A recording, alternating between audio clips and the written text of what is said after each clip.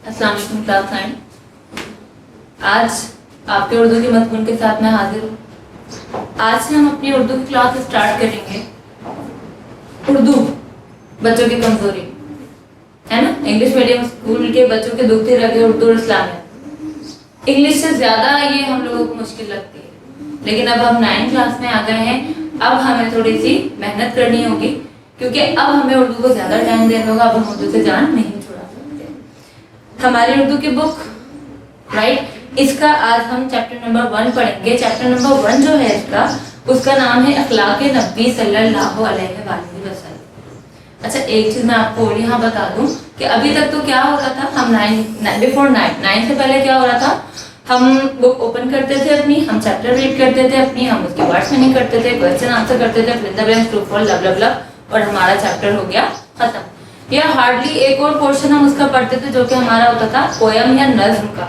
लेकिन अब उर्दू थोड़ा सा हमारे लिए क्या होगा, डिफिकल्ट होगा। उसके सेगमेंट्स होंगे, हमारे पास नसर होंगी, हमारे पास नज़मीन होंगी, हमारे पास जो है वो शायर होंगे, हमारे पास गज़लें होंगी, और उन सबसे पहले जो हमारा राइटर है, जो चैप्टर को जो लिख रहा है, जो मुसन्निफ कहते हैं उसको उर्दू में, जो चैप्टर को लिख रहा है, जो मुसन्निफ है, उसके सवाने उम्री या उसकी ज़िंदगी के बारे में भी हम लोग बात करेंगे।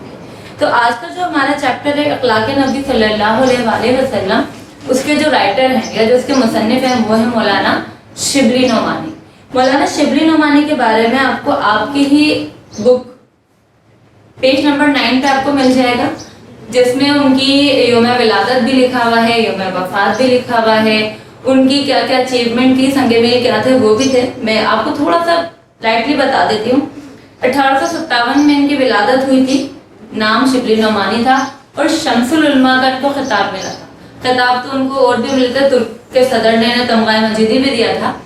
शम्सुल उलमा, शम्स अरबी में कहते हैं सूरज को, उलमा आलिम, आलिमों का सूरज। आलिमों का सूरज से मुराद क्या है कि दुनिया में रोशनी देने वाली बहुत सारी चीजें हैं, लेकिन जो सबसे मेन सोर्स है ना वो क्या है, सूरज। उसके जैसा कोई नहीं। तो आपको शम्सुल उलमा कहा गया, यानी कि आलिमों का सूरज कहा गया। ठीक है।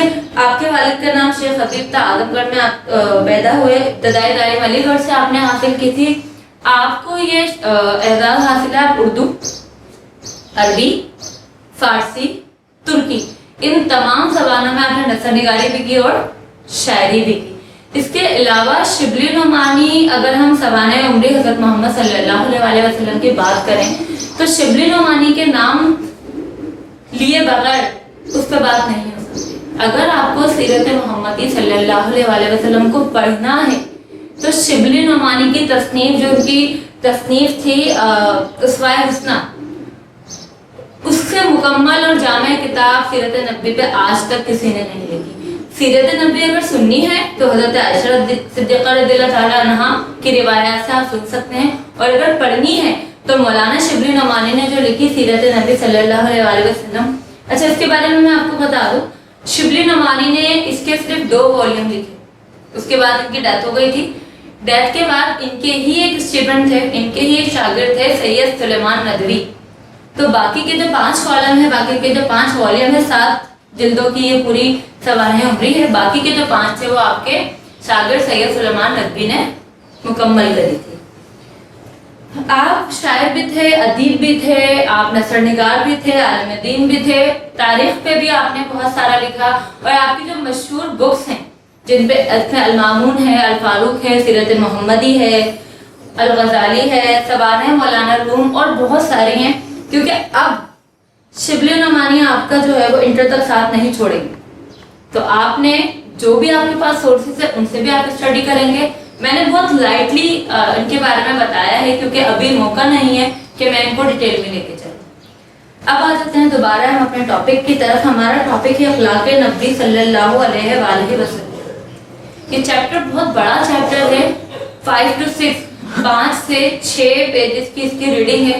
फिलहाल रीडिंग करने से पहले हम आ जाते हैं इसके मुश्किल अल्फाज पर, जिनको उर्दू में फरहम कहा जाता है।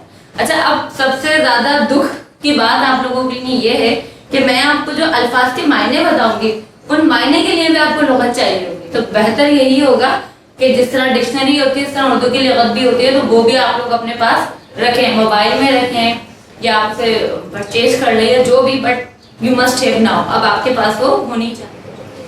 अच्छा बेटा, अब हम आ जाते हैं इसके फरहम, ये एक और मुश्किल वर्ड फरहम, मैंने कहा था ना इसके जो मायने हैं उसकी भी हमें मीनिंग सर्च करनी पड़ेगी। आना मदद करना, ठीक है, ये वर्ड आपको बहुत मिलेगा हमारे अखलाकी जो मैसेजेस होते हैं, हदीस मुबारक हैं कि गरीब की आनत करो, यतीम की आनत करो, इज़्न मांगा, इजाज़त मांगी, और साफ वस्फ की जमा जिन्हें खूबियाँ भी कहा जाता है, अहकाम हुक्म की जमा, इजहार तशक्कुर शुक्र से नहीं। देखें आपको एक बड़े मजे की बात बताऊं, इन चीज़ों के जो मायने हैं ना इनके रूट में छुपे हुए, तशक्कुर शुक्र से निकला है, शुक्रिया से निकला है, और उसके मायने क्या है, शुक्रिया अदा करना। हजरत, ये जो वर्ड है ये बतौर ताज़ीम इज्जत देने के लिए इस्तेमाल किया जाता है, और ये सिर्फ और सिर्फ हुज़ूर अकरम सल्लल्लाहु अलैहि वसल्लम के लिए इस्तेमाल किया जाता है। बुरा कलमा, बुरी बात, बुलंद पाया, आला मुकाम, पाया जिस पे कोई चीज़ खड़ी होती है या जो किसी चीज़ को बुलंदी अता करता है। बनस्से नफीस, बनस्से नफीस बनाते खुद, जब हम अपनी सर्विसेज स्पेशली किसी के लिए करते हैं ना, जैसे कोई मेहमान आया, अम्मी गई, लेकिन कुछ मेहमान ऐसे आते हैं कि घर का जो सबसे बड़ा है, जैसे दादा है या नाना है, वो बनस्से नफीस खुद उठ के जाते हैं कि रहने दो भाई, मैं इनको रिसीव करने लेके जा रहा हूँ। बारियाबी, खालिस उर्दू, खिदमत में हाजिरी, किसी से मिलना, ये बारियाबी जो हम कहते हैं ना, ये किसी ऐसे शख्स के लिए कहते हैं जिससे मिलना बड़ा मुश्किल हो, या जिसका मकाम बहुत ज़्यादा हो, या जिससे मुलाकात करना आपके लिए बायस इज्जत हो। परवरदा, आपके चैप्टर में एक वर्ड है आगोश परवरदा, आगोश कहते हैं गोद को, परवरदा पाला हुआ, गोदों में पाला हुआ, एक ऐसा शख्स या ऐसा इंसान जिसने आपको या आपने उसको अपनी गोदी में पाला हो, कहते हैं ना ये तो हमारी गोदी का पाला हुआ बच्चा है। पेश दस्ती, पहल करना, तंगीर, हम सब लोग है ना, ज्यादती या सख्ती करने वाला है ना हम लोग। ज्यादती या सख्ती का ये मतलब नहीं है कि हम किसी को मारें, ज्यादती या सख्ती का ये मतलब है कि हम किसी की बात को ना समझें, या किसी की बात पे हम मुंह बनाएं, या हमारे बॉडी लैंग्वेज, हमारे एटीट्यूड से ऐसा लगे कि सामने वाले की बात हमें नागवार गुजरी है। पहले तो लोग छुपा लिया करते थे, लेकिन अब हम अपनी नागवारी को बेशक बोल के जाहिर ना करें, लेकिन हमारा रवैया जाहिर करता है कि हमें सामने वाले की बात अच्छी नहीं लगी। तसनीफी जिंदगी, तसनीफी जिंदगी वो जिंदगी जो कि हमारा लर्निंग पीरियड, वैसे तो अगर मैं अपनी बात करूं तो ये पीरियड कभी ख़त्म ही नहीं होता, सीखने का हमारा ज़िंदगी भर जारी रहता है। लेकिन अगर हम दुनियावी लिहाज से बात करें तो 7 साल की उम्र से लेकर तसनीफी ज़िंदगी हमारी स्टार्ट हो जाती है, till we get the final degree, जब तक हमें अपना आखिरी डिग्री नहीं मिल जाए तो ये कहलाती है तसनीफी ज़िंदगी, जो कि आप लोगों की अभी चल रही है। उस वक्त तक जब तक आपके नाम के साथ सर, डॉक्टर, टीचर, वकील या कुछ ना लग जाए। तंदिल, इन्हीं के बड़े या छोटे भाई जो लोगों के लिए दिल में बुराई रखते हैं। किसी ने कोई बात की और उन्हें वो बात उनकी बुरी लग गई कि हमसे ऐसे कैसे कह दिया भाई। तामुल करना हिचकिचाना, किसी की बात को मानने के लिए हम थोड़ा कहते हैं अच्छा कल बताऊंगी, अच्छा थोड़ी देर बाद बात कीजिएगा, अच्छा फोन कर लीजिएगा। अच्छा ये वही काम होते हैं जिसमें हमें किसी की मदद करनी पड़ती है ना, ये वही वाले काम होते हैं जिसमें हम तामुल करते हैं। खंदा जबीन, हंसमुख, ये तो अब जैसे डायनासोर नजर नहीं आते ना, ऐसे ये लोग भी अब नजर नहीं आते। खातिर शिकनी, दिल तोड़ना, किसी को खातिर शिकन मींस तोड़ना, खातिर शिकनी किसी का दिल तोड़ना, किसी की बात ना मानना।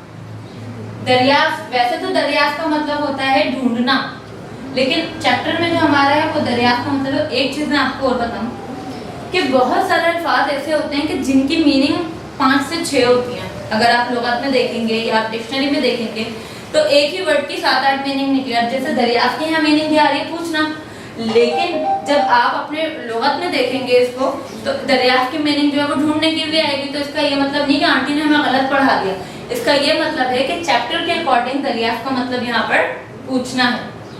रज़ियल्लाहु ताला अन्हा, अक्सर हम लोग लिखते हैं रज़ियल्लाहु ताला अन्हा सल्लल्लाहु अलैहि वसल्लम, ये कोई सीगे नहीं है, इनके मतलब होते हैं रजी, रजी का राजी होने वाला, रज़ी अल्लाह ताला अन्हु, अल्लाह इनसे राजी हो। बहुत सारे नेक लोग ऐसे हैं कि हमें पता है कि इनकी तो मग़फ़िरत हुई भी, लेकिन फिर भी उनके नाम के साथ हम क्या लगाते हैं, रज़ी अल्लाह ताला अन्हु। रज़ी अल्लाह ताला अन्हु, रहमतुल्लाह अलैह, अल्लाह आपका रहमत करे, रज़ी अल्लाह ताला अन्हु, अल्लाह आपसे राजी हो।